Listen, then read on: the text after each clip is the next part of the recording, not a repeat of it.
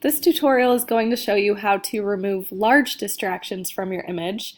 So if you maybe have a stuffed animal and there's a tag in your photo, or you just have a larger section such as this little piece of scrap here from the top of the box that you want to get rid of, this is going to show you how to use the clone stamp tool and get rid of that from the background.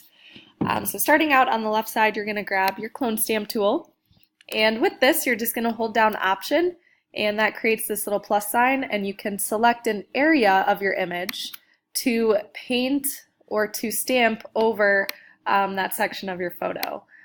So right now my opacity is pretty low. I'm going to make sure that's set to 100 for now.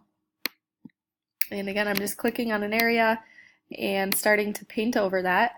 And you'll notice that wherever this plus sign moves is what's going to go over my image. So since I just have a plain white background, it's not going to affect it too much, but if you maybe have some different colors or different values or shadows, you're going to need to constantly reselect different areas to paint on top of.